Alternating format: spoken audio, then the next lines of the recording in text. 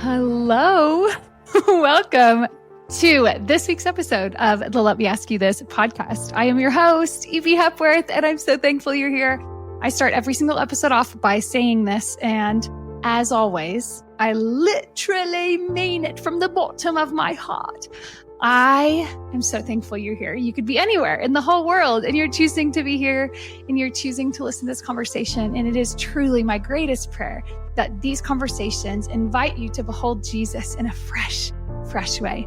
And so this week's guest, we have my friend, Laura Douglas. You know her on Instagram as Laura Doug. And I'm so excited. Guys, I love this woman. I love the way that she invites the holiness of God into the mundane, ordinary moments. I love that she is so relatable. I love just the authenticity of her walk with Jesus. And I know that you are going to love Jesus more in response to this conversation. And so without further ado, here is my conversation with my friend, Laura. So we're good. Oh my gosh. I feel like you're kind of like this little secret agent ninja who writes these beautifully poetic things. Everybody sees it and they're like, I feel seen. And then now I'm looking at your face and I'm like, gosh, this is the woman behind art and ideas and words. How are you? I'm good. I'm better now that I'm talking to you. This is so fun. Okay. Where are you? Where do you live? Where are you sitting right now? I'm currently actually in our bedroom. I love it. We are in Columbus, Ohio. We've been here for the past 2 years, and we as in my husband, Ben, and I. Okay. And then our 2 kids. Amazing. And so you say you've been there for 2 years. So you're not from Ohio? No. So I was born and raised in Maryland, and I was in the suburbs in between Baltimore and DC. And that's where we spent our first 7 years of marriage, but one of them in Uganda. And then last 2 years have been in Columbus. Gosh, there are so many seasons I don't know about that I cannot wait to unpack in the future of this friendship. Okay, amazing. Okay, well, for people who don't know how you spend your days and kind of just your story, will you share a little bit? I know you are in young adult ministry. Give us a little insider peek of who Laura is. Yes, thank you, Evie. First, thank you for inviting me to be here in this beautiful space that you have cultivated. I am so honored. So thank you. What do I do in my days? Yes, we're in full-time. What's my name? Who am I? My brain. We're in full-time ministry here in Columbus. We've been in ministry for the past 7 years, and my husband is an area director for Young Life. So our house is usually full of students and college students, some of the best ones you'll find here in Columbus. I love it. I do a few different side gigs in order for us to stay in ministry. Isn't that the most relatable thing I've ever heard? Yep. So then we have a 4-year-old son and a 3-year-old daughter. Amazing. Okay, I want you to unpack one of the side gigs of doula because that's so relevant. Yes, so good. This is more new for me, Evie. Is it? Yeah. So my son is 4, almost 5. I had 2 home births. Both kids were born at home. And that kind of obviously started my heart moving towards this direction. But I just got certified with Birth Becomes You as a doula tog, which is a doula and a photographer to photograph births or postpartum or just families in general. So that's been really fun. But I've mainly only done my friends. Sure. You got to build that list. Let's start with people who feel safe with me, and then we can go from there. So mainly friends, and 4 or 5 of them went on to have home births after me, and some invited me to come. So that's mainly that journey. I love that. How does one, how does a dream like that? What's the seed of that? Yeah. Well, the seed started in college. And I was a family science major at University of Maryland. That's what I got my degree in. Wow. And so, yes, one of the maternal child health classes, there was a guest speaker who came and she taught us all about home birth and had us watch a documentary on it. And my mind was blown. I was like, I never thought that would be an option. And then I was like, all right. And as a college girl, I was like, I'm going to have home births. And wow. the Lord to happen. So Were you a Yeah. believer? I was in college. Yeah. I Okay. wasn't until I was like 17 years old. And Amazing. then Okay. over. Wow. Wow. Oh my gosh. Okay. I love that. Okay. And Yes. you do these beautiful, you have such a creative mind behind, I mean, your socials for, I'm always just like, how is she able to just be this little scalpel directly into so many? It's not just moms, people listening. I don't want people to think that Laura's just like this minister to mothers. Like you're just a minister to women. Like, and you have an ability to just speak straight to the person that feels hidden and maybe doing just kind of unsexy items of life, just, and you have an ability to do that. So where did your creative kind of mind, what's the genesis of that in your writing journey? That question. I mean, the genesis of all of it is always Jesus. We can do nothing apart from him. I am nothing apart from him. These words would not be here apart from him. He has allowed me to use words. I have told you, Evie, that I am not a speaker, so this is harder for me to get the words out, but he has allowed me to write, and I am so grateful for that.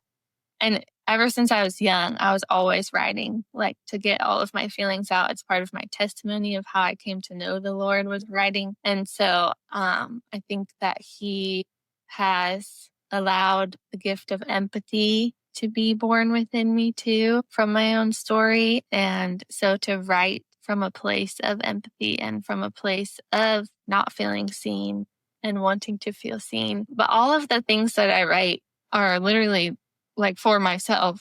And then the Lord is like, 100%. and now put it out. And so I'm never writing from a place of like, oh, I got this figured out. Arrival.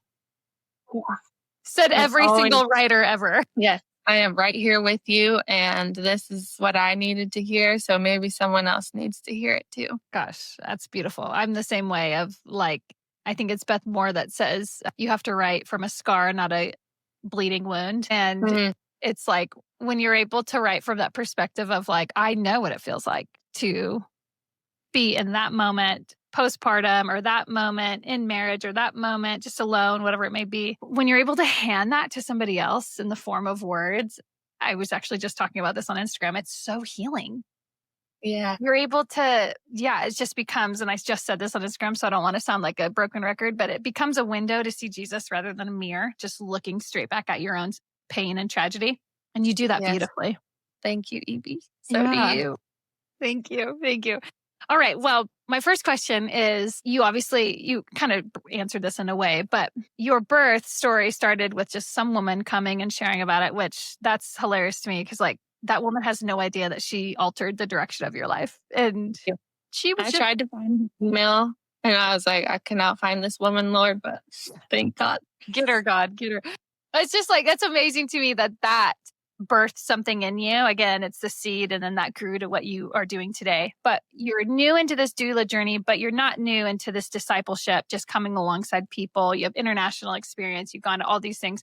At what point did you learn that specifically, I mean, whether you're helping women birth babies or you're helping students birth fresh faith in the Lord, at what point in that did you learn that it's like about discipleship and not just like the delivery of something new? Yeah, that's good. I feel like the Lord has always allowed me to zoom out a lot and zoom out into bigger picture and eternity. My husband would call it morbid, but I call it numbering my days. But it's like everything is discipleship. When you are a disciple of Christ, your overflow is discipleship. You see, this isn't actually about, the task at hand. Sure, that's a huge part of it.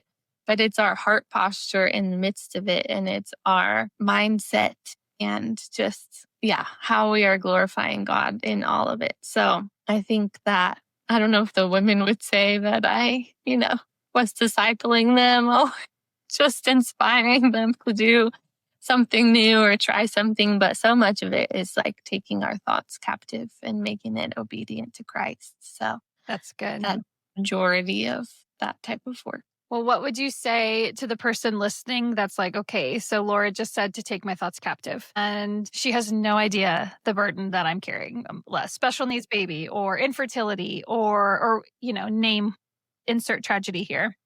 How does somebody take a thought captive? That's a good question. I don't always have the answer to.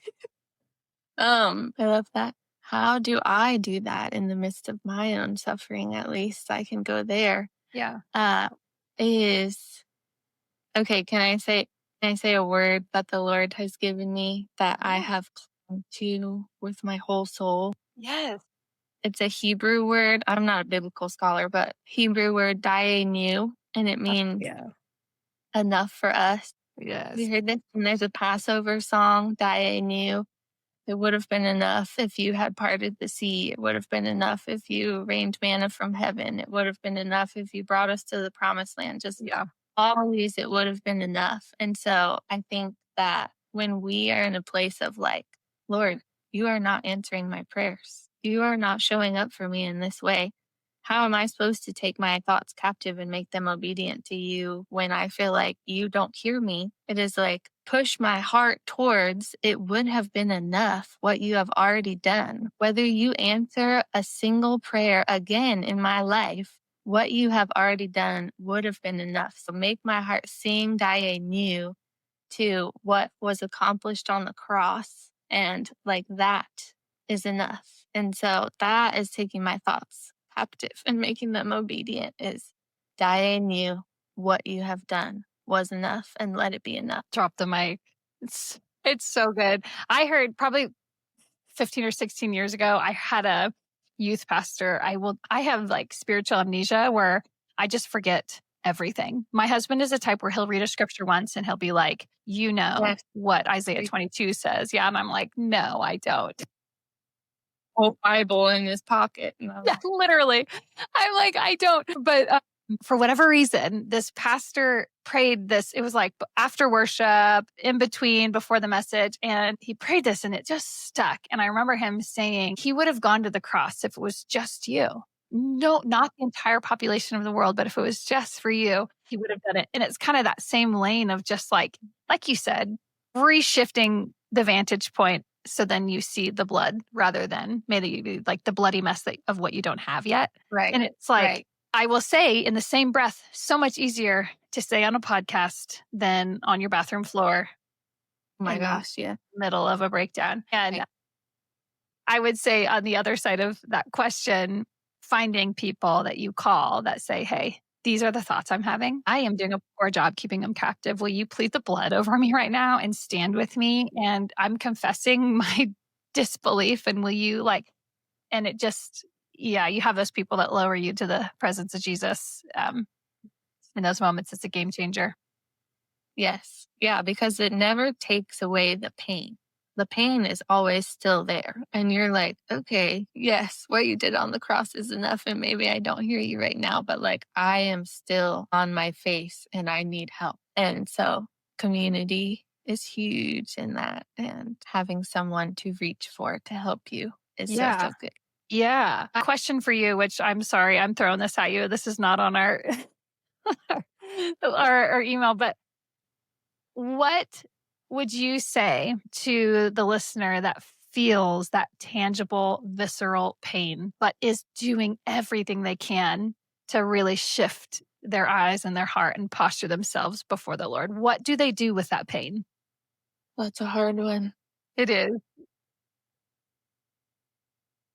This is when you wish that you had Tim Keller on speed dial and you're like, hold on, let me How do go. we do? I think honestly, the first thing that comes to my mind is sit with it. I And was just hoping you pray. would say that. And yeah, we so often just want to push it away and heal it and be on the other side of it. But like, people would grieve for months and rip their clothes and not eat. And like grief was a huge part of the Bible and what we read about. And now in today's day, it's just like, oh, there's pain. We're uncomfortable. God, get rid of it. How can I fix it? How can I numb it? How can I escape it? And it's like, sometimes we just have to sit down, be curious with it and, I love continue that. to think about it. Yeah, it's not exciting, it's not fun, it's not enjoyable, but it is such important work. Yeah, because I think there's few things more honest than a hurting heart, And my mentor always says honesty is a bridge to intimacy. And so, like you're saying, if you can sit with it, and then my whole thing for the last 15 years has been I'm going to write through this, not for the world in my journal, Yeah. just like what does it look like to write through all of this? Mhm. Always tell people if they were to read my journals, they would be so worried about me. Me too, Evie. I'm like, when I pass away, if my kids find these journals and they read through them, they're going to be like, dear Lord, this woman has a lot of feelings.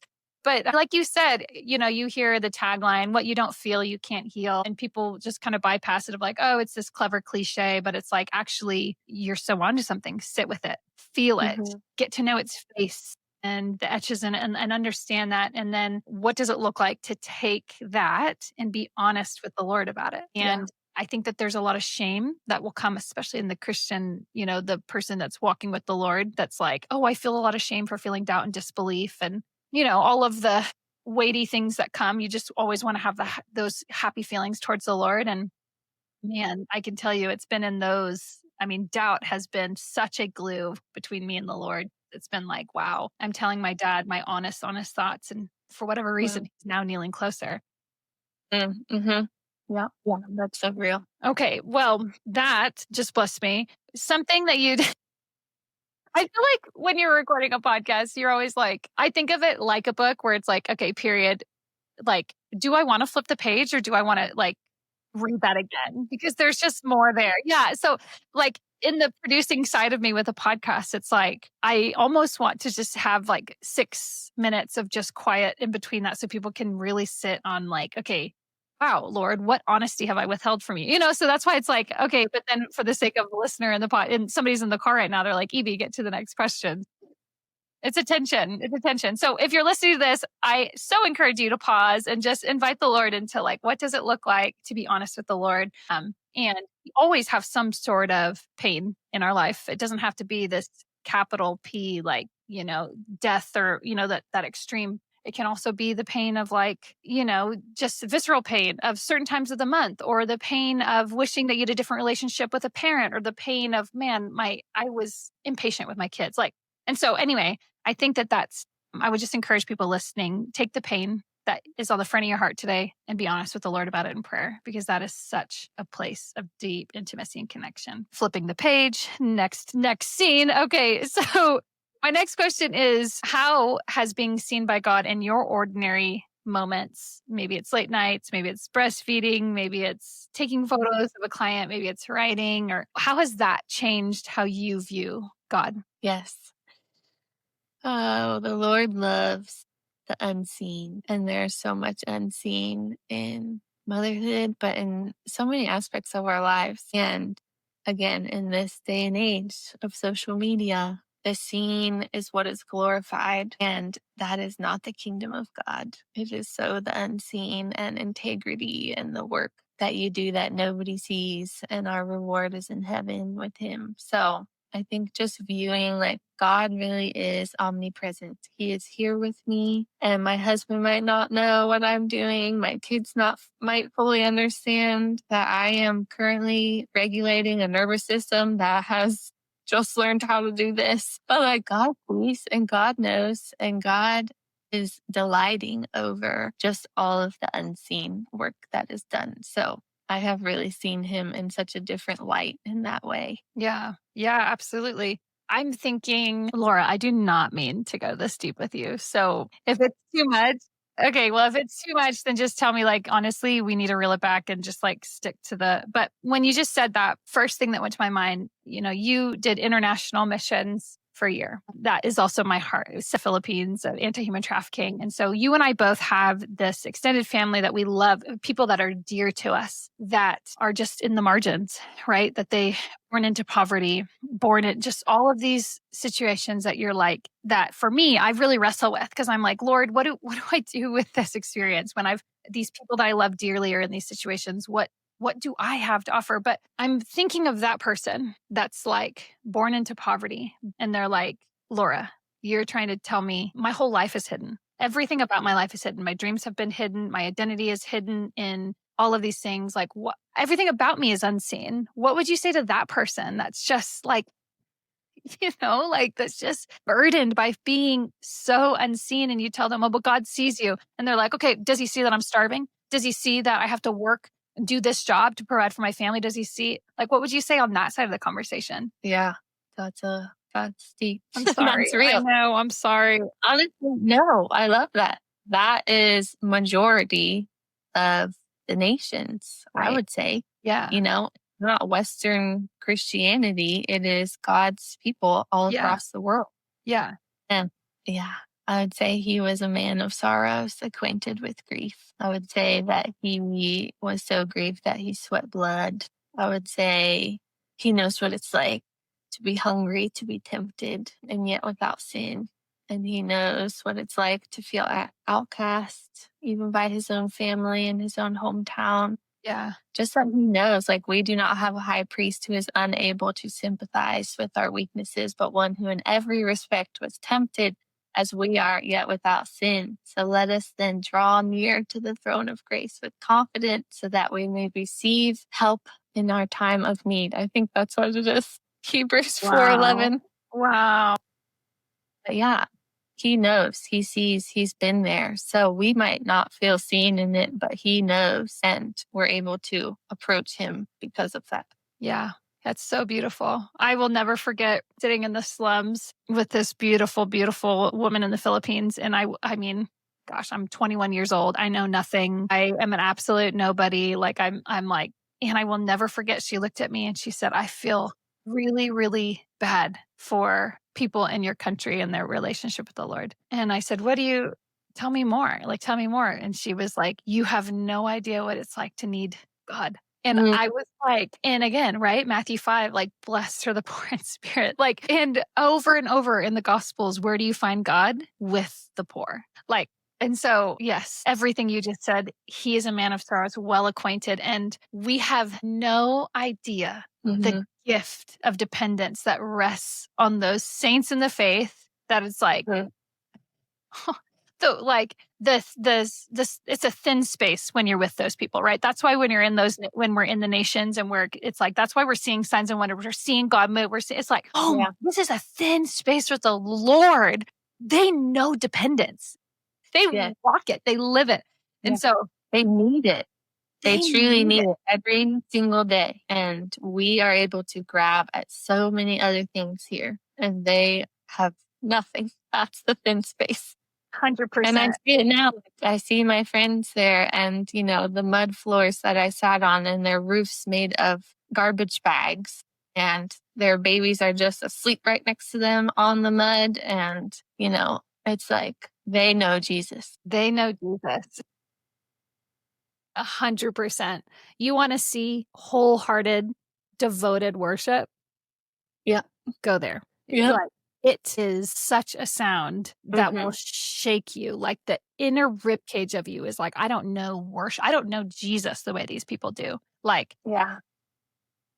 Oh my gosh. Yeah, it'll wreck you. And then it hopefully will invite you into a revolution so then you can learn to depend him. Like, there's a famous quote by E.M. Mounds, an old minister in the 1800s, that says, "The funds are low, question mark, hallelujah, exclamation point. God's leaving his reputation in our hands." And it's this like counting it all joy, if you will, quote of like, wow, I have the invitation in this need and this pain and this tragedy and this pit to actually need God. He either shows up or he doesn't. And when he does, because he always does, I get to have an encounter with the nature of who God is. And that therefore rewrites who I know me to be. And it's like, sorry, I'm starting to preach. Okay. Okay, I'm going to skip ahead and I'm going to ask you, let's see, how much time do we have? Okay, we're good. Do you think that there is a connection between how we tend to others and how we allow God to tend to us? Yes, I absolutely do. Tell me more. I feel like, I think of the love languages, the 5 love languages, and how we give love and receive love. And, but so much of, what we give is also what we need, and how we need the Lord to engage with us and how we need to engage with him. And yeah, I think it's definitely linked on how we tend to others with how he cares for us. How have you seen that Moreover, play out in your role as a mother specifically? oh man, it's so hard. Maybe, yeah, with my story, there's a lot of mothering from a place that I was not mothered. And the Lord has filled such a hole in so many different ways. And I say that not in a sense of like, that hole is filled and my mother wound, my grief is healed, but like he meets me in my pain and he reminds me of heaven and what he is going to restore and to long for my true citizenship and yeah, that he will make all things right. So me mothering my children is so much of him mothering me and Amen. filling gaps. Yeah. And it's so funny because once you start to kind of take a log of the way God is like tending to you or speaking to you or just little things, like we have this thing a couple years ago, Zach and I started this thing where anytime I saw a butterfly um, out in the wild or a picture or whatever, we were like, that's going to be your special secret code with God where Jesus is just giving you a kiss and saying, hey, I love you. And it was so funny because then to the kids, I was like, okay, guys, this is what we're going to do. Now, whenever you see butterflies, that's God saying, I love your mama so much. And so now it's so special because whenever, especially in summertime, but we live near the river, when we see them, it's so cool because my kids will be like, look, Jesus loves you so much. And they'll like, and I'm like, isn't that neat? We've chosen special things with all of our kids of let's just think of something. So then when we see it, it's this little tiny signature of I was here and you're mine and I'm yours. And it's like, that's a little tiny picture of just the way that I have tended that with my kids. But then also God continued to tend to my heart in that way of like, he doesn't have to do that, but he did. And so now it's just a little stamp of where he's been, you know? I love that so much. Okay, as someone who champions women, what does kingdom living look like when no one is watching? Integrity, the unseen. So good. Evie, I'm a big silence and solitude gal. Like if I have a choice, it will be silent. I love that. In motherhood, that's very rarely the case. For sure. So when I get a chance, then that is what I am doing. So even in, a 6-hour car ride, I can drive the whole 6 hours silent. I love that. And I just soak it in. So I think that's a lot of just the unseen hours and when I put the kids to bed, but my husband works 3 to 4 nights a week and I'm alone. I'm just a lot of sitting in silence and I'm trying to listen to more things every now and then. Okay, I can also fill my cup in these different ways, like the Let Me Ask You This podcast. Come on, shout out. Well, I will say, I think God can do a lot more with focused solitude than he can with cluttered sound. There's so much content and good podcasts and amazing books and beautiful, and they point to Jesus and they're breathtaking offerings, but nothing will substitute that quiet with the Lord. And I think it's such a marker of growth with Jesus when you can sit with him and be quiet and just enjoy him silently. He's not going to shout over all the podcasts and over all the books and all the content. Like he wants you to quiet and still your heart enough to whisper. Yes. And that's a lot of why I need the silence because I'm like, I just want to hear from my dad. Yeah. Him, and I can't hear him when all the other things are 100%. in front of me.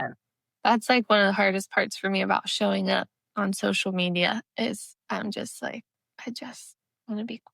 I know. Towards obedience, as we've talked about, and not living just for my own comforts and my own need. But yeah, he has shown up so much. Also, safe place prayer changed my life. Tell us about it. Oh, good. So good. I did ministries last year. Terry Wardle, it's 12-week course I did with 3 older women. They were in their 50s and 60s. And then there's me who's 30. Come on. And it was so good. I was like, wow. But so much of that was sitting in silence with the Lord and going to a safe place and igniting all of our senses and asking the Holy Spirit to sanctify our minds and just letting him show up however he wanted to show up. And he did such a work in me and continues to. I have to do it by myself now. I miss my ladies that I would do it with. Seriously. Well, and you and I have bonded over EMDR for a long time. And yes, that my true. You and I are always like, we're going into my counseling. We're like, you got this. I so feel like you're always in my corner on my counseling days. But what has that ignited has that enhanced kind of your healing journey? Tell us a little bit about that. Yes, for sure. I think that it takes a certain brain, a certain temperament for EMDR to really stick and work. From just talking with different friends who are if you're more like my husband and more logical and Excel sheets are your thing, and then EMDR is a little bit harder. But if you're I just need a blank canvas to splatter paint on, the Lord can really use something like EMDR for healing. But yeah, he has shown up in that in so many different ways. And with safe place prayer being mixed into EMDR, and just even I used to think it was just how he would show up and how he would come to meet me in those spaces. But it's also the way that he sees me and how I have then shown up in those spaces too, that has blown my mind of for example, I'll just go there. There was one safe place session, whatever you want to call it. And I was in my normal spot. I was on my bench that I'm always on and doing all my senses and everything. And all of a sudden, I see a little 7-year-old girl running in the field. I'm like, that's funny. Normally Jesus comes and sits next to me. Why is this little girl running in the field? And then he was down there with the little girl. And the little girl was me. There was little Laura, 7 years old, running with Jesus. Oh, you had an agenda to show up today, Laura. And you had your questions that you were going to ask me. But I just need you to be childlike and I just want to play. Can you learn how to play? Which is so much of just the healing that I needed. And it just little things like that he has really wrecked me with. I didn't think of it. You put that there, Lord. I love that. And the other thing that came to mind while you were sharing is, what would you say to the person that silence and solitude, that's very scary for them? They are maybe, I don't want to say an extrovert always is hard for silence and solitude, because I know beautiful extroverts that are beautiful at it, but someone that's that's startling to me. That's a little daunting. I wouldn't even know. Could I even do 2 minutes? Where would I start? Yeah. What would you say to that person? Yeah, it's funny. That person is my 2 very best friends. Of course. Yeah, that's always. It's every single quiet, simple person needs their extrovert friend that carries them socially.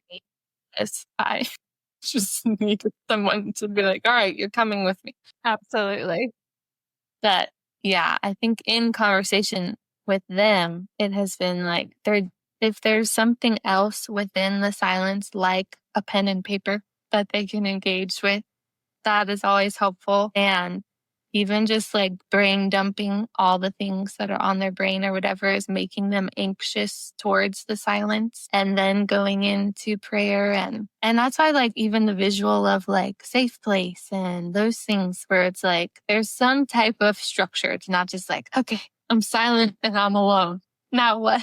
I so agree with it. Yeah. So having something in place that you're this is what I'm going to try to do, but I'm open-handed, Lord, to how you want to meet me here and how I'm going to meet you here, then that can make a difference. I totally agree. And not discounting if it was 2 minutes instead and you couldn't get 10 minutes, just being wow, Lord, it was 2 minutes and we did 2 minutes today. I think we will water down our intimacy when it's not what we fantasized it to be, or maybe we don't walk away with this just soaking in peace. And, and it's that's just not how God sees it. He loves that you give him 2 minutes. Especially in early motherhood, when your brain cells are back when you were getting enough sleep, and 2 minutes is the best thing you can do. So totally. Yeah, absolutely. Oh, wow. And you You brought up your two friends, and I'm thinking of people who, like, they're so different than you, and they are the ones that carry you socially. And they're like, okay, Laura, we're doing this, and you got to, in your journey of community and best friendship and like learning how to carry others, and how have you learned, because we've talked all about in the dynamic of relationship with God, how have you learned as someone who's more reserved, more quiet, how have you learned to show up for your best girlfriends when maybe they are a certain way and you feel like they'll receive love a certain way and you're like, oh, this doesn't come naturally for me? How have you learned kind of the rhythm of that? Yeah, I love that question.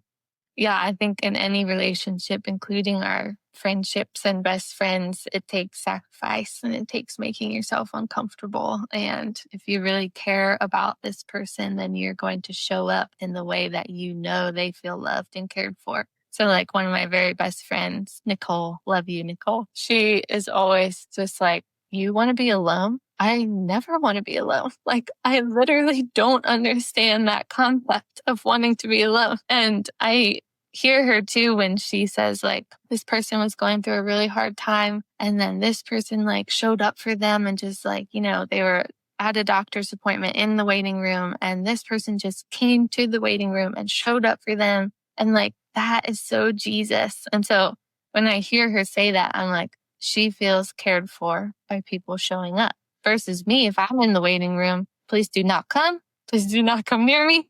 I'm in my moment right now and I'm with the Lord and I don't need anyone to sit with me. Like, I want to be alone. But for her, I'm like, that was Jesus to her. And so how can I grow up and be with her in her time of need? Or like, the other night I had a solo night and I could spend it by myself doing what I want to do in silence. Or I could call her because I know, like, she needs to talk to a friend right now. So I think just stepping out in that, like, this isn't necessarily what I want to do, but I love this person so much. And so I'm going to do it. Yeah, I get to do it. It's like and it's like those single strands of those little decisions to love people intentionally and give them your presence and your attention and your mind and your ears strings together this long history of just commitment and like trustworthy and like and it's like, wow, like, and it's amazing how when the tables turn and you need something, they're so quick and happy to come and serve you in the way that, again, maybe not showing up to the waiting room, but being like, wow, I know Laura would love if I fed her family and left it at the door. Or, and just service. Yeah. Yeah, absolutely. And I find that there's like a joy in it too of, when I could be alone and doing X, Y, and Z, what I need to do, but no, I'm going to call her and talk to her or do this with her. And it's like, I love that. I just like, that's how you feel love. Sure. I'll do that any day. That feels great. And I'm so glad. And it's like, again, that so mirrors the heart of the Lord with our time with him. Because he's like, literally, I love quality time. Like, I love when you tell me what's on your mind. I love when you inconvenience your morning to choose me. That intentional choice to choose him. Mm-hmm. It's like the consistency of that is what builds a life like rich in faith, Absolutely. Okay. Well, my last question for you, Laura, is if you could describe this season of your life in your walk with Jesus as a color or a texture or maybe a rhythm, what would it be? I love this question. The texture. I think the first thing that comes to my mind is sand and like walking on sand. Love that. And it's such a sensory experience that we love. Some people love, but it's also harder to walk and harder to run than it is on solid ground. And so I picture sand when you ask this question, not like beautiful white fluffy sand, but like, the gritty. Yeah. Like sandbox sand. Sandbox sand. Yeah. Not Maui sand, but sandbox sand. Exactly. Which is accurate for, having a 4 and a 3-year-old and wanting to have more and being in full-time ministry. And it's like, there are many days where it can feel hard to keep walking and keep going, but you do. And it's still beautiful. I still love sand so much. Absolutely. And well, and they say all the best athletes in the world train on sand. There you Because go. it builds that deep muscle and resilience, that like resistance training on sand. And so once you do get on solid ground, there's a cadence to the muscle strength, I should say, where it's like, oh my gosh, like, so people are gonna be like, Laura's clearly been training in sand. Now she's sprinting at a pace that no one's seen. This is wild. Not in the sense of efficiency, but in the sense of like grace, you know? What's funny is when I asked that question and you said sand, I lit up because I thought you were going to say sandpaper because that was what I was going to say. My season feels like sand. Yeah. Or it just feels like God is just literally sanding everything I've known about me, about him, about my reality. Like he is sanding everything. Nothing's off limits. And it's uncomfortable and very exposing. And so yours is sand, mine is sandpaper. There you go. Okay, well, Laura, where can people find you? And what would your last hurrah be to the people listening that just want to engage in a life where they behold Jesus? Yes, so good. Well, you can find me, Laura M. Doug, on Instagram. I'm trying to show up on other things, but I Overrated. all the other apps. So mainly on Instagram and Beholding Jesus.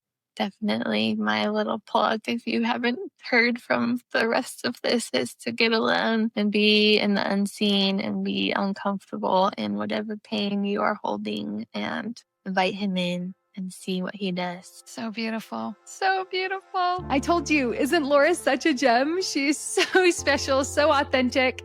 Her information is in the show notes. So make sure you go give her a follow if you're not following her already. And gosh, you'll be so blessed by all the beautiful things that she shares. And as always, thank you so much for listening. If you have a free moment, it is so helpful when you rate these podcasts on whatever platform you're listening to, whether it be Apple Podcasts, Spotify, YouTube. It does help these conversations get into the ears of more people. And so it means the world. Your girl loves a comment. That is so encouraging. Words are my love language. So if you have an extra 2 minutes, would love for you to leave a review. But until next time, we will see you next time on the Let Me Ask You This podcast.